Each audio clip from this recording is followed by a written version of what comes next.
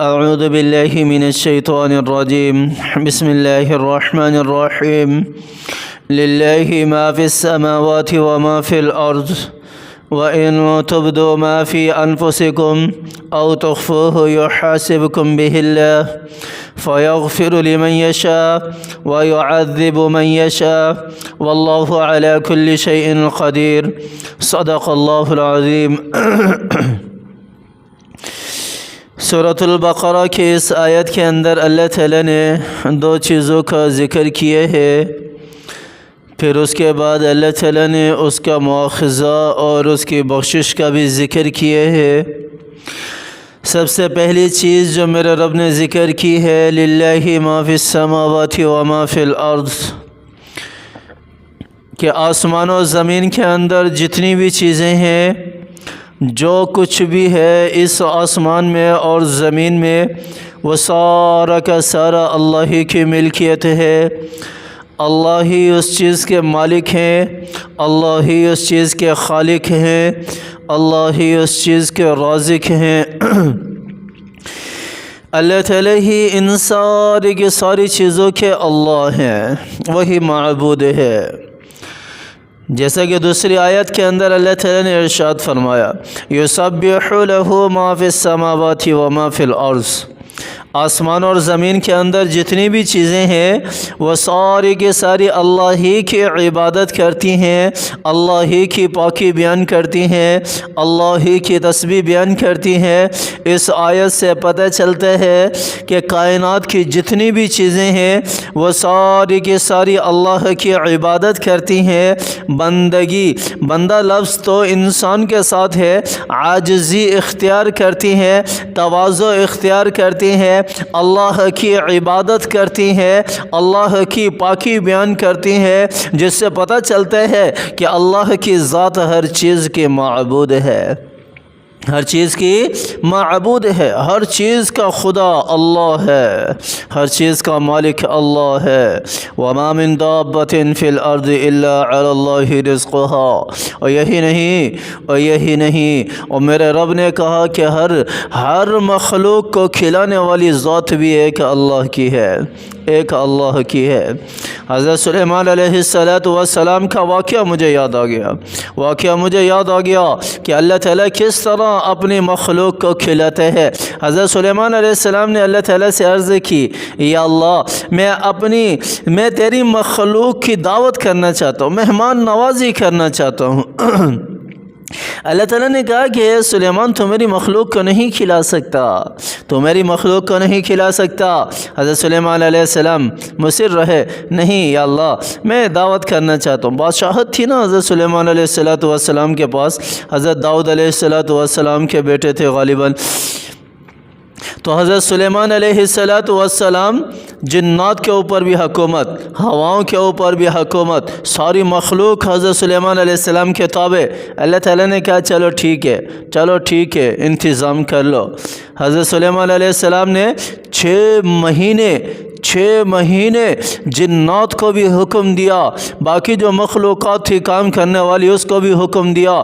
دسترخوان سجایا گیا سمندر کے کنارے، تاکہ خشکی کے جانور بھی کھا سکیں، سمندر کے جانور بھی کھا سکیں۔ حضرت سلیمان علیہ السلام کا دسترخوان تیار ہو رہا ہے بھائی، 6 مہینے پورے۔ اب جہاں جنات کام کر رہے ہوں، جو 1 سیکنڈ کے اندر نہ جانے کیا سے کیا کر دیں، جس طرح حضرت سلیمان علیہ السلام کے تخت کو لے کر آئے تھے، وہ عفریت جو اتنا بڑا جن تھا، اس نے کہا کہ میں پلک جھپکتے کر لوں گا، اور اتنا بڑا تخت وہ لے کر آ گیا جیسے کہ بلقیس کا تھا، اس طرح کا، بالکل سیم اسی طرح کا۔ تو جب جن اتنا کام کر سکتے ہیں پلک جھپکنے میں، تو اندازہ لگاؤ ذرا 6 مہینے کا دسترخوان کتنا بڑا دسترخوان ہوگا۔ ایک بہت بڑا یوں کہہ لو کہ حد نگاہ بھی ختم ہو جائے گی، اتنا بڑا دسترخوان ہوگا۔ تو 6 مہینے پورے ہوئے تو حضرت سلیمان علیہ السلام کہنے لگے، اے اللہ کی ذات، اپنی مخلوق کو ذرا حکم دو کہ میری مہمان نوازی کھا لیں۔ اللہ تعالیٰ نے کیا کیا؟ اللہ تعالیٰ نے ایک مچھلی کو حکم دیا، حوت، ایک مچھلی کو حکم دیا، اتنی بڑی مچھلی سمندر کے کنارے آئی، منہ کھول کے اس نے ایسے کیا، حضرت سلیمان علیہ السلام کا سارا دسترخوان اس کے پیٹ میں، سارا کا سارا دسترخوان اس کے پیٹ میں۔ حضرت سلیمان علیہ السلام دیکھ کے پریشان حیران، یہ کیا ماجرا ہوا، یہ کیا ماجرا ہوا۔ وہ دوبارہ منہ کھول کے کھڑی ہو گئی، حضرت سلیمان علیہ السلام سے کہنے لگی اور؟ تو حضرت سلیمان علیہ السلام نے کہا اور تو نہیں ہے۔ تو اس نے شکایت کی، اس نے کہا آج آپ نے مجھے بھوکا رکھا، اللہ تعالیٰ مجھے روزانہ ایسے 3 لقمے کھلاتا ہے، 3 لقمے کھلاتا ہے۔ دیکھو میرا رب اتنا زیادہ بھی کھلا رہا ہے اپنی مخلوق کو۔ یہ انسان چھوٹا سا انسان سمجھتا ہے، یہ چھوٹا سا پیٹ لے کر سمجھتا ہے کہ اس کا پیٹ نہیں بھرتا، اور ادھر سے بھی کما رہا ہے، ادھر سے بھی کما رہا ہے، اور اس کمائی کے پیچھے نہ حلال دیکھ رہا ہے، نہ حرام دیکھ رہا ہے، نہ جائز دیکھ رہا ہے اور نہ ہی ناجائز دیکھ رہا ہے، بس لگا ہوا ہے اپنی دھن میں مگن ہے، اپنا ہی راستہ بنایا ہوا ہے، اپنے ہی راستے پر چل رہا ہے، اور خود ہی سارے کے سارے معاملات طے کرنے کے پیچھے پڑا ہوا ہے کہ میں نے یہ بھی کرنا ہے، میں نے یہ بھی کرنا ہے، میں نے یہ بھی کرنا ہے، میں نے یہ بھی کرنا ہے۔ اللہ کی طرف تو کوئی متوجہ ہی نہیں ہوتا، اپنے رب کی طرف تو کوئی متوجہ ہی نہیں ہوتا۔ للہ ما فی السماوات و ما فی الارض، یہ آسمان و زمین کی ساری مخلوقات اللہ ہی کی ملکیت ہے، اللہ ہی مالک ہے۔ وَإِن تُبْدُوا مَا فِي أَنفُسِكُمْ أَوْ تُخْفُوهُ يُحَاسِبْكُمْ بِهِ اللَّهُ، تم اپنے دلوں کے اندر جو چیز بھی چھپاتے ہو یا ظاہر کرتے ہو، اللہ تعالیٰ کی ذات کہہ رہی ہے میں اس کا مواخذہ کروں گا، میں اس کا حساب لوں گا، میں اس کا حساب لوں گا، میں اس کی پکڑ کروں گا۔ ہاں بہت سارے مفسرین کہتے ہیں کہ یہ آیت منسوخ ہو گئی جب میرے اللہ نے آیت اتاری لا یکلف اللہ نفسا الا وسعها لها، کہ اللہ تعالیٰ ظاہری معاملات کا محاسبہ تو کریں گے، اس پر تو پکڑ کریں گے، لیکن جس کا معاملہ دل کے ساتھ ہے اس پر پکڑ نہیں کریں گے۔ لیکن ابن عباس رضی اللہ عنہما فرماتے ہیں کہ یہ آیت منسوخ نہیں ہوئی، اس کا تعلق آخرت کے ساتھ ہے، اس کا تعلق آخرت کے ساتھ ہے۔ پیچھے میرے رب نے سب سے پہلے اس بات کو اجاگر کیا کہ آسمان اور زمین کا مالک، ہر چیز کا مالک اللہ کی ذات ہے، قیامت کی مالک اللہ کی ذات ہے، حشر نشر کا مالک اللہ کی ذات ہے، جنت دوزخ کی مالک اللہ کی ذات ہے۔ پھر میرے رب نے بتایا کہ اے انسان، چھوٹے سے انسان، یہ چھوٹے سے دل کے اندر تو جو کچھ بھی چھپاتا ہے اور جو کچھ بھی ظاہر کرتا ہے میں پکڑ کروں گا اس کی، میں دیکھتا ہوں، مجھے پتہ ہے میرا اللہ کہہ رہا ہے، مجھے پتہ ہے۔ یحاسبکم بہ اللہ۔